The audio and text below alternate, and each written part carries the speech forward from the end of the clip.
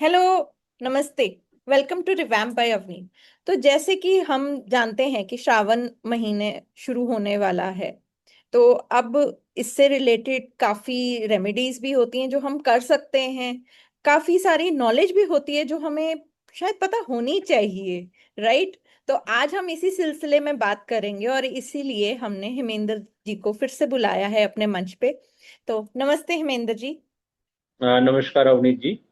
तो बात करते हैं श्रावण महीने की। जब आप बात करते हो तो मंथ जो होते हैं, जो हम हिंदी दैनिक पंचांग के हिसाब से चलते हैं, तो जो हिंदी के मंथ हैं वो नक्षत्रों के नाम पे होते हैं। चाहे पौष हो गया, माघ हो गया, फागुन हो गया, चैत्र, वैशाख, जेठ, आषाढ़, श्रावण, भाद्रपद, अश्विन, कार्तिक एंड अगहन हो गया। तो ये जो मंथ हैं, इनके नाम ऐसे क्यों पड़े हैं? तो हमारा जो महीना है, जो उस पूर्णिमा की रात्रि को चंद्रमा जिस नक्षत्र से गोचर करता है, उसके उस वहां से वो मंथ शुरू हो जाता है। तो इसलिए जब श्रावण में जाएगा, श्रावण मास आपका, वहां पे पूर्णिमा आपका श्रावण नक्षत्र में हुआ और वहां से आपका श्रावण मंथ शुरू हो गया। तो ये हमारे जो 12 महीने हैं वो अलग अलग नक्षत्रों के नाम पे, पूर्णिमा की वजह से इनके नाम, इस मंथों के नाम इन पे पड़ गए हैं। राइट। तो अब श्रावण इंपॉर्टेंट क्यों है? श्रावण अगर आप देखिए वैदिक कॉन्टेक्स्ट में एंड एस्ट्रोलॉजी के कॉन्टेक्स्ट में, अगर हम दोनों को मिक्स एंड मैच करके चले, तो we have to understand that Shravan is an important nakshatra, right, and also a important month for not only for Shiva followers but also people who believe and worship Lord Vishnu, right, because जो श्रावण के जो देवता बनते हैं वो स्वयं भगवान विष्णु बनते हैं। और श्रावण का जो आपका श्रावण का जो आपका चिन्ह है, साइन है, वो भी वामन अवतार को लेकर की है, क्योंकि उन्होंने तीनों लोक में, पूरी तीनों लोकों को नाप लिया था 3 पग में। तो वो आप इसलिए इसलिए that becomes very important for the follower of Shiva as well and for the follower of Vishnu. तो यहाँ पे दोनों मिलके मिल जाते हैं। तो Shravan is one of the holiest month. और अगर हम इसको वैदिक कॉन्टेक्स्ट में और पुराणिक कॉन्टेक्स्ट में या सीजनल सिंबोलिज्म को भी लेकर के चले, तो that becomes very important. And Shravan जो है वो लिंक्ड है, श्रवण से बना हुआ है, यानी आपका जो सुनने की क्षमता होती है वो काफी उसमें इंपॉर्टेंट हो जाती है। और अगर इसमें आप श्रवण करते हैं किसी वेदों का, पुराणों का, तो ये एक प्रकार की रेमेडी हो गई। फॉर एग्जाम्पल शिव महापुराण का पाठ करना, या फिर भगवान विष्णु का नाम लेना, ये काफी इंपॉर्टेंट हो जाता है। और वेदों का पाठ करना, वेदांग पढ़ना, that becomes very important in this month. फिर श्रावण इंपॉर्टेंट क्योंकि शिव भक्तों के लिए तो बहुत ही अच्छा महीना माना जाता है, बहुत ही पावन महीना माना जाता है।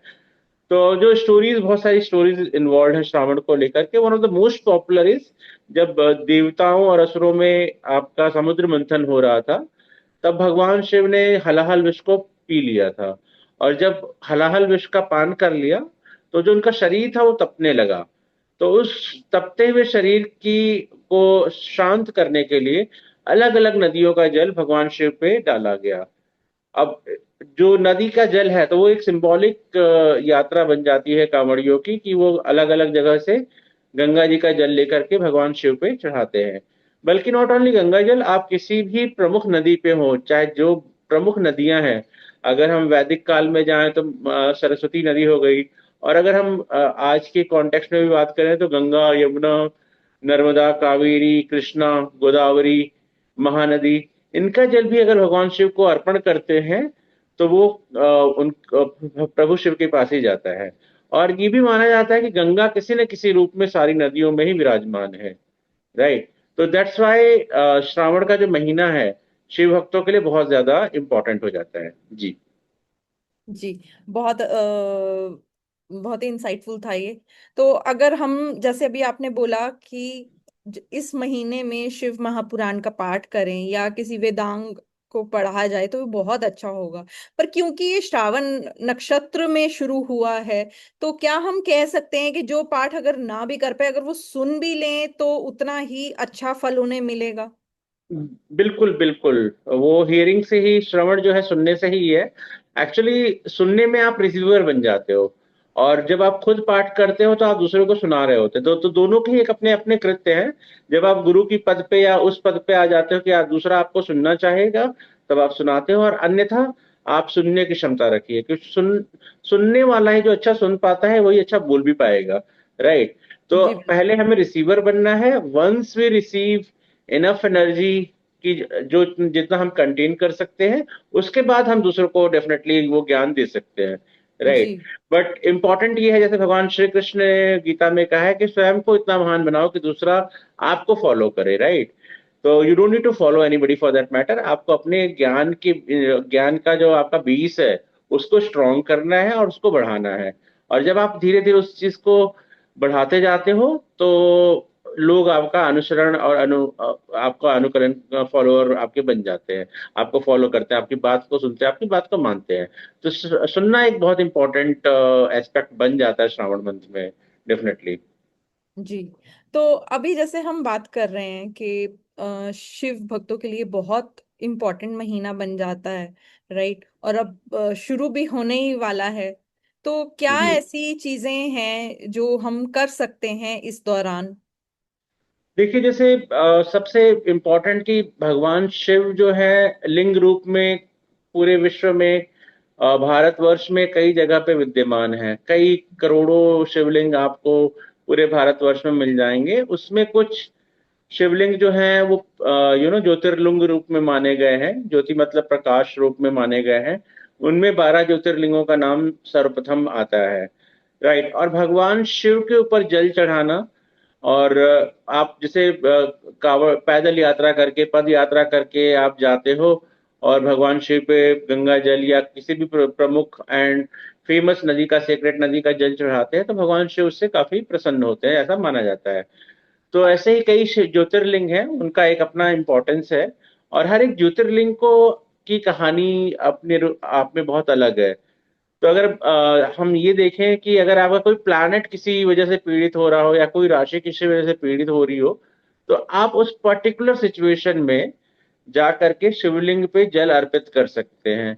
अगर ऐसी आजकल तो ज्योतिर्लिंग में जल चढ़ाना बहुत जगह पे अलाउड है नहीं, बट अगर आप उस क्षेत्र में भी चले जाते हैं और वहां पे भी किसी शिव मंदिर को, शिवलिंग को आप जाकर जल चढ़ाते हैं, तो भी वो भगवान शिव तक प्राप्त होता है। ऐसा मतलब बेसिकली ये आपकी जो आस्था है that becomes very important. Right. तो अगर फॉर एग्जाम्पल जैसे हम बात करते हैं, अगर मून पीड़ित हो जाए, चंद्रमा अगर पीड़ित हो जाए, तो सोमनाथ में जाकर के आप भगवान सोमनाथ के दर्शन करिए। वहां पे सोमनाथ मंदिर के सामने एक और छोटा सा मंदिर है, वहां पर जाकर के आप जल चढ़ाइए। बल्कि सोमनाथ मंदिर के पीछे भी एक स्वयंभू शिवलिंग है जो समंदर किनारे है, वहां पर भी जाके आप उनके दर्शन प्राप्त करिए। और ये आपका चंद्रमा का जो भी पेन है, जो भी आपका अगर पीड़ित चंद्रमा है, अफ्लेक्टेड मून है या डेबिलिटेड मून है, वो आपको उसमें हेल्प करेगा। अगर आप की स्टोरी आप स्टोरी तो ऑलमोस्ट सभी को पता ही है। जब चंद्रमा का क्षय हो गया और जब दक्ष ने उनको श्राप दे दिया, तो उन्होंने भगवान शिव की आराधना सोमनाथ में जाके की थी। और उस आराधना से प्रसन्न होकर भगवान शिव ने उनको अपने सर पे विराजमान कर लिया था, अपने केशों में उनको धारण कर लिया था। तो इसलिए Somnath becomes very important. And चंद्रमा मन का कारक है। और आपका अगर मून केतु कॉम्बिनेशन है चार्ट में, या मून बहुत ज्यादा पीड़ित हो रखा है, तो डेफिनेटली आपको सोमनाथ जा करके वहां पे जल चढ़ाना चाहिए। और बहुत इंपॉर्टेंट ये भी है कि जैसे हम बात करते हैं चंद्रमा की, तो चंद्रमा का जो विवाह था वो 27 नक्षत्रों के साथ हुआ था। ये जो 27 उनकी जी वाइफ थी वो नक्षत्र हैं। और उन रोहिणी से वो बहुत ज्यादा प्रेम करते थे। राइट। तो वो रोहिणी के प्रेम की वजह से उनकी शिकायत जब उनके ससुर जी के साथ जाके लोगों ने की, उनकी वाइफ ने किया, तो उसके बाद उनको वो श्राप मिला था। तो आपको जो जितना भी मून रिलेटेड प्रॉब्लम है, वो आपको सोमनाथ जाके आराम से मिल जाएगा, कोई डेफिनेटली। ऐसा क्या हम बता सकते हैं, कोई एक ऐसा टाइम पीरियड जब वहां जाना बहुत ज्यादा शुभकारी होगा? जी बिल्कुल। आप पूरे साल भर में आप किसी भी सोमवार को चले जाइए। मून डे है, हम्म। अगर हम वार की बात कर रहे हैं, तिथि की बात कर रहे हैं, तो आप मून मंडे पकड़ लीजिए। उसके अलावा कोई ऐसा दिन जो चंद्रमा को सपोर्ट करता है, फॉर एग्जांपल थर्सडे हो गया, संडे हो गया। राइट। उसके अलावा अगर आप तिथि पकड़िएगा तो द्वितीया हो गया। तो चंद्रमा की जितनी भी तिथि हैं उनको भी आप पकड़ सकते हैं। मंथ की जब आप करते हैं तो पूरा का पूरा श्रावण मंथ आपके लिए हम्म। पवित्र हो जाता है। तो ऐसे हम्म। बहुत सारे टाइम पीरियड है जहाँ पे आप पकड़ सकते हो। और वैसे भी अगर आपको जाना है तो आपका जो जन्मदिन है उस दिन भी आपको किसी न किसी शिवलिंग में जाकर के जल जरूर चढ़ाना चाहिए शिवलिंग पे। ओके। तो कोई एक ऐसी प्रिकॉशन जो हमें लेनी चाहिए जब हम किसी भी ज्योतिर्लिंग को विजिट कर रहे हैं, खासकर सोमनाथ की अगर हम बात कर रहे हैं, तो सोमनाथ के बारे में ज्यादा रेफरेंस लेके अगर हम बात करें, तो कोई एक ऐसा प्रिकॉशन जो हमें लेना चाहिए? देखिए, किसी भी तीर्थ स्थल पे जाते हैं तो सात्विकता को अपना के जाना चाहिए। अपने खान पान का, अपने वस्त्रों का, अपनी स्वच्छता का पूरा ध्यान रखना चाहिए। वैसे भगवान शिव जो है उनको भोलेनाथ भी कहा जाता है। तो आप बस श्रद्धा भाव से एक बेल का पत्र भी जाके वहां चढ़ा देते हैं, हम्म। एक लोटिया आप जल भी उनको चढ़ा देते हैं, तो वो उसको बहुत हृदय से उसको अपना लेते हैं। शिव का रूप जो हम, जैसे हम लोग बात करते हैं अगम रूप की और निगम रूप की, जब हम बात करते हैं तो अगम रूप में तो शिव आपको ज्योतिर्लिंगों में मिल जाएंगे, हम्म। बट निगम रूप में भी ये हमारे अंदर ही विद्यमान है, राइट। तो भगवान राइट। शिव को रीच आउट करना बहुत ही आसान है। आपको हम्म। बस एक श्रद्धा भाव होना चाहिए आपके पास। आप वहां जाइए, सच्चे मन से जाइए। और कई बार देखा है कि लोग किसी भी पवित्र क्षेत्र में जाते हैं और वहां पे कई प्रकार के कर्म करके आ जाते हैं, राइट। तो जब हम्म। आप किसी धार्मिक स्थल की यात्रा कर रहे हैं तो आप प्लीज ये इंश्योर करिए कि आप ऐसे किसी भी चीज का सेवन न करें जो आपकी धार्मिकता को या आपके अंदर सात्विकता को कम कर दे। Right, it's very difficult, but ऐसा करना नहीं चाहिए। जी। राइट, आप बिल्कुल सही बोल रहे हैं। बिकॉज अगर मैं मुझे याद है तो मेरे पास बहुत टाइम पहले एक पास्ट लाइफ रिग्रेशन के लिए आए थे लेडी। और उनको उनके रूट चक्रा में बहुत ज्यादा इश्यूज थे। उन्होंने रूट चक्रा के लिए करवाया था अपना पास्ट लाइफ रिग्रेशन। और उसमें जो निकल के आया था, क्योंकि वो किसी टाइम पे वैष्णो देवी माँ के मंदिर गए थे और उन्होंने वहां पे देखा जितना गंद लोग मचा रहे थे ना, उसकी वजह से वो इतना ज्यादा परेशान हो गए कि वो एक मेमोरी उनके मन में घर कर गई। और उसकी वजह से ही उन्हें इश्यूज आने शुरू हो गए, इतने इश्यूज आने शुरू हुए कि नॉट ओनली रूट चक्र उनका, जैसे उनको उनके इमोशनल ट्रॉमा टाइप्स उनको वहां पे उस वजह से फेस करना पड़ा। जी। तो बहुत इंपॉर्टेंट बन जाता है कि जब भी हम किसी तीर्थ स्थल पे जा रहे हैं, किसी अ, तीर्थ स्थल की बात ना भी करें, अगर हम नॉर्मल मंदिर की भी बात करें ना, तो वहां जाके चीजों की स्वच्छता का ध्यान रखना बहुत इंपॉर्टेंट हो जाता है। जी बिल्कुल। जी, आपने बिल्कुल सही कहा। तो कई जगह पे हम कई जब बार ऐसा देखते हैं कि कई प्रमुख तीर्थ स्थल पे लोग जाते हैं और जितना भी कूड़ा कचरा है वहां फैला के आ जाते हैं। स्पेशली कई बार केदारनाथ के कई रील्स आते हैं कई ऐसी जगह पे जहाँ पे इवन फ्लडिंग के दौरान भी कई जो गंदगी है लोगों की, वो भी काफी सामने आई है। तो वन वे और another we are responsible for the kind of degradation happening in the society. Definitely.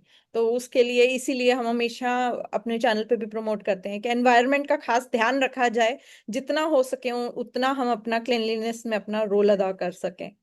उसे और कुछ नहीं तो हमारे कर्म भी सुधरते हैं। और हम जब नेचर का साथ देते हैं, नेचर के साथ हो लेते हैं, तो हमारी काफी सारी प्रॉब्लम्स भी रिजॉल्व होनी शुरू हो जाती हैं। जी तो अगर इस बिल्कुल। पे मैं आपको एक और, अगर मुझे याद आ रहा है, एक मेरे पास एक और आए थे पास्ट लाइफ रिग्रेशन के लिए। उनको प्रॉब्लम आ रहा था, थोड़ा डिप्रेसिव फील कर रहे थे, एंड और भी उनको हेल्थ इश्यूज आ रहे थे। तो जब उनका पीएलआर हमने किया था तो उसमें यही सामने आया। उन्होंने बहुत ज्यादा ना, जैसे वॉर्स वगैरह देख कर आ रहे थे वो अपने पिछले जन्मों में। तो वो वॉर्स देखने की वजह से उनको, वो हर टाइम जो वॉर देख रहे थे ना, वो इस तरीके की वॉर्स थी जिसकी वजह से एनवायरनमेंट को नुकसान पहुंच रहा था। तो उनका उन एनवायरनमेंट को नुकसान जो उनकी वजह से पहुंच रहा था, उसका उनको फल स्वरूप मिल रहा था इस लाइफ में, कि वो इतना डिप्रेसिव और इतना परेशानियां झेल रहे थे। पर जैसे ही उन्होंने एनवायरनमेंट के लिए कुछ भी, उन्होंने छोटे छोटे स्टेप्स लेने शुरू किए। मैं ये नहीं बोलूंगी उन्होंने बहुत बड़े बड़े स्टेप्स लिए, बहुत छोटे छोटे स्टेप्स लिए थे। के, मतलब उन्होंने जैसे अपने ही घर के गमलों का, अपने ही घर पे जो उन्होंने प्लांट्स वगैरह रखे थे उनका ध्यान रखना थोड़ा बहुत शुरू किया, थोड़ा लोगों को जागरूक किया कि भैया ऐसे कूड़ा मत फैलाओ। छोटे छोटे स्टेप से ही उनको फर्क आना शुरू हो गया था। तो ये बहुत मायने रखता है कि हम अपने एनवायरनमेंट को बहुत अच्छे से रखें, जितना हो सके जागरूकता फैलाएं कि स्वच्छता रखनी चाहिए। चलिए बिल्कुल बिल्कुल आगे बात बिल्कुल। करें अगर हम लोग ज्योतिर्लिंग की। तो अभी जैसे आपने कहानी छेड़ी थी, कहानी तो नहीं कहूंगी, हुआ है तभी ये बनी है मान्यता। तो सोमनाथ जी की जहां तक मैं समझती हूँ सभी को शायद ना पता हो, अगर आप डीप में वो सुनाना चाहें कि ऐसा क्या हुआ था, क्यों चंद्रमा को वो श्राप मिला था दक्ष जी के द्वारा। जी अवनीत जी, तो कहानी जो शुरू होती है वह चंद्रमा के विवाह से शुरू होती है। तो दक्ष प्रजापति ने अपनी 27 जो कि उनकी कन्याएं थी, अ, अश्विन से लेकर के रेवती तक, उनका विवाह जो था चंद्रमा जी के साथ कर दिया था। और उनके विवाह के बाद जो उन जो पत्नियां थी उनके रूप को देखकर बहुत मोहित हो गई थी। Like they were mesmerised and क्या बोलते हैं, enchanted by the beauty of moon. चंद्रमा जो है अपना मैक्सिमम जो समय है वो सबसे ज्यादा समय 27 में से रोहिणी के पास व्यतीत करते हैं, जिसकी वजह से जो ईर्ष्या थी वो काफी, जो उनकी बहनें थी और रोहिणी की, उनके अंदर काफी ईर्ष्या आ गया। और ज्येष्ठा के साथ मिलकर, because the elder one was Jyeshtha, Jyeshtha और बहनों ने जाकर के मिल करके दक्ष के पास जाकर के इनकी शिकायत लगा दी कि जो चंद्रमा है वो अपना मैक्सिमम समय जो है वो रोहिणी के पास व्यतीत करते हैं, और वो हमारे पास उतना टाइम स्पेंड नहीं करते हैं। तो जो दक्ष थे वो अपने चंद्रमा के पास जाकर के उन्होंने भी उनसे प्रार्थना की पहले। फिर लेकिन चंद्रमा जो है मन के मालिक हैं, वो विवश नहीं हुए। और फाइनली फिर उनको कर्स दक्ष ने दे दिया कि भाई तुम्हारा क्षय हो जाए। ठीक है, तो अब जब चंद्रमा ने भगवान शिव की आराधना की, तो अब स्वयं शिव जो है वो, जो दक्ष के दामाद ही हैं, क्योंकि जो उनकी 28वीं पुत्री है उसका विवाह, उनका विवाह शिव जी से हुआ है। तो उन्होंने उनको अपने सर पे धारण किया, और उन्हें जो उनका क्षय होने का अभिशाप था, तो उसको वैक्सिंग एंड वेनिंग में कन्वर्ट कर दिया कि आप 15 दिन तक बढ़ोगे और 15 दिन तक आप घटोगे। तो वो जो वैक्सिंग एंड वेनिंग ऑफ मून हम देखते हैं, उनकी उसकी जो कहानी है वो पहले ज्योतिर्लिंग से हमें मिल जाती है। राइट। तो जब उनको आपने सर पे धारण कर लिया, उसके बाद moon got blessed because of the Shiva's blessing. Right. तो ये एक स्टोरी हमने संक्षिप्त में जो सोमनाथ की यहाँ पे सुन ली है जी। ओके। तो चलिए ये तो थी कहानी सोमनाथ ज्योतिर्लिंग जी की। तो जिस वजह से हम आज इतना महत्व देख पा रहे हैं अपना, अगर चंद्रमा पीड़ित हो तो वहां पे विजिट करना कितना इम्पोर्टेंट बन जाता है और कितना फायदेमंद होता है, यहाँ से हम समझ सकते हैं। पर क्या इसका कोई रिलेशन पंचांग से भी है? ज्योतिर्लिंग का किसी तरीके से पंचांग से उसको किया जा सकता है? जी बिल्कुल अवनीत जी, जैसे कि हम जानते हैं भगवान शिव को शिवलिंग पे जो है जल चढ़ाया जाता है। Hmm. And jal becomes one of the very important factor when it comes to lord Shiva. Right. और जब हम पंचांग की बात करते हैं, तो जो रिलेशनशिप्स है, जो हम तिथि देखते हैं, जो कि जल, जिस जो वाटर एलिमेंट है। राइट। तो अब हम हमें अगर हमारी तिथि में पीड़िता, अगर हमारा तिथि पीड़ित हो रहा है, या हमें प्रॉब्लम जो रिलेशनशिप में आ रही है, तो हम उसको कैलकुलेट करेंगे। फॉर एग्जाम्पल किसी की तिथि 30% लैप्स हो चुकी है, सॉरी 70% तिथि बची है, यानी 30% लैप्स हो चुकी है। और उस 30% को जब हम अपने चार्ट में डालेंगे, राइट, तो 30.3 इंटू 12 करेंगे, तो आपका 3.6। राइट। तो यानी कि तीसरी राशि क्रॉस कर चुकी और चौथी राशि में उसका हाँ। वाटर सिस्टम आ चुका है। ठीक है। हम्म। और जो चौथी राशि है वो कैंसर पड़ता है। कैंसर के जो ज्योतिर्लिंग बनेंगे वो ओमकारेश्वर बनेगा। तो इस व्यक्ति को अपने रिलेशनशिप में को सुधारने के लिए, अपने तिथि की रेमेडीज करने के लिए ओमकारेश्वर जरूर विजिट करना चाहिए।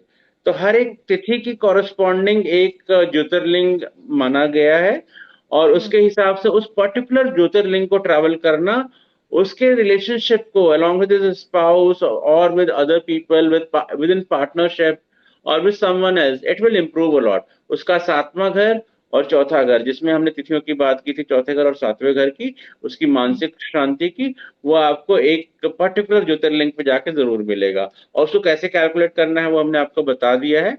बाकी आपको राशि वाइज जो है कई जगह पे आपको इंटरनेट पे भी मिल जाएगा, बट जो मैंने यहाँ पे मैं बोलूंगा कि यहाँ पे मैंने अपने थोड़ा सा अल्प ज्ञान को यूज करके डिकोड करने की कोशिश की है, और उसमें काफी हद तक वो मैच भी करता है, कई जगह पे मैं डिफर भी कर जाता हूँ। तो पर्टिकुलर राशि को आप एक पर्टिकुलर ज्योतिर्लिंग से आप लिंक कर सकते हैं, उसका रीजन भी है। तो फॉर एग्जाम्पल जैसे एरीज को रामेश्वरम से, टॉरस को सोमनाथ से। टॉरस में सोमनाथ क्यों? क्योंकि मून गेट्स एक्सॉल्टेड इन टॉरस, राइट? हम्म। इसलिए टॉरस में सोमनाथ। जेमिनाई में आप जो है नागेश्वर महादेव, जो कि गुजरात में ही है। तो नागेश्वर यानी कि राहु जो है, या नाग को हम राहु से लेते हैं, जेमिनाई में जाके एक्सॉल्टेड होता है, इसलिए जेमिनाई की राशि को आप नागेश्वर से ले सकते हैं। ओमकारेश्वर, अगेन स्टोरी बहुत इंटरेस्टिंग है अबाउट विंध्य पर्वत की, जिनकी मानसिक शांति के लिए भगवान शिव ने उनको वहां पे दर्शन दिया था। तो आपका जो कैंसर की राशि है वो ओमकारेश्वर में। पंचम भाव में कृष्णेश्वर मैं लेता हूँ, कई जगह पे इसको जो है अलग उसमें दिया जाता है, but stories is very simple. कि जो पंडित था उसने अपने पुत्र को जीवित करने के लिए उसके भगवान शिव ने वहां पे दर्शन दिए थे, इसलिए मैं लियो से लेता हूँ। वर्गो यानी कि वैद्यनाथ। ठीक है, यहाँ पे रावण ने जो है अपने 10 सर को काट लिया था, और भगवान शिव ने as a Vaidya, as a physician आके उनको वहां पे ब्लेसिंग्स दी थी, इसलिए वर्गो वैद्यनाथ। मल्लिकार्जुन को मैं लिब्रा लेता हूँ। मल्लिकार्जुन में लिब्रा क्यों? क्योंकि वहां पे स्वयं माँ पार्वती और भगवान शिव कार्तिकेय को मनाने के लिए साथ में आके वहां पे उन्होंने स्टे किया था श्रीशैलम पे। ठीक है।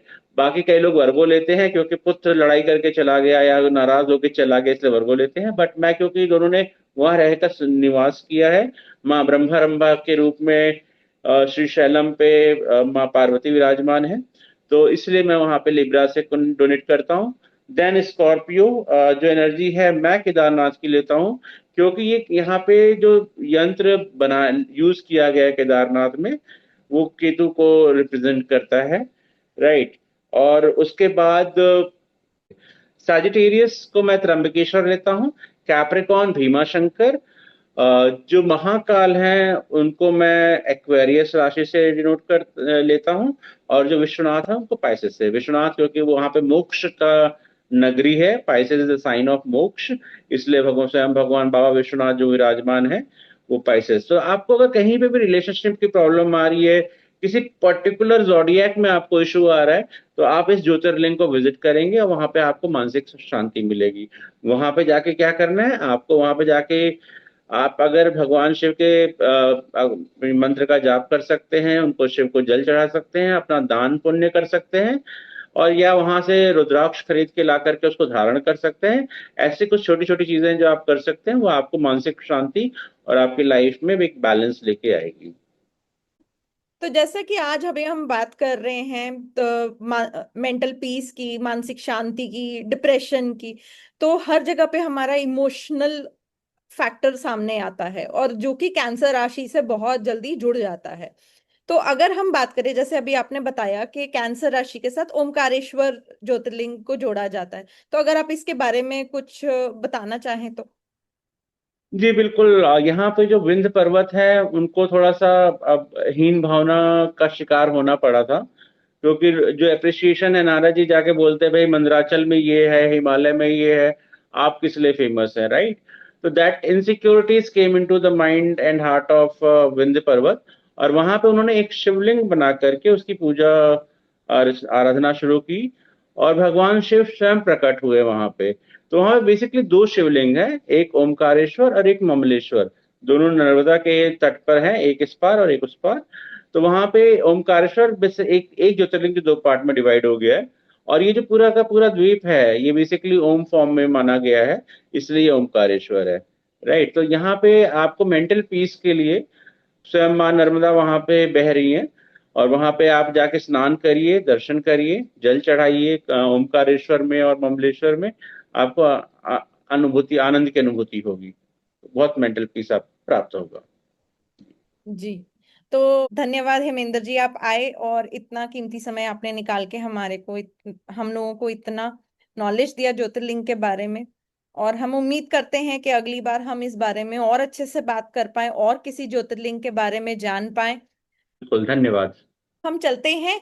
आज के लिए आपके अगर कोई भी क्वेश्चन हो जो आप हेमेंद्र जी से पूछना चाहते हो या मुझसे पूछना चाहते हो तो प्लीज डू कमेंट। हम लोग पूरी पूरी कोशिश करेंगे जल्द से जल्द जवाब देने की। और अगर उसके लिए हमें हेमेंद्र जी को फिर से बुलाना पड़ा तो हम डेफिनेटली बुलाएंगे भी। तो आज के लिए इतना ही। नमस्कार, धन्यवाद।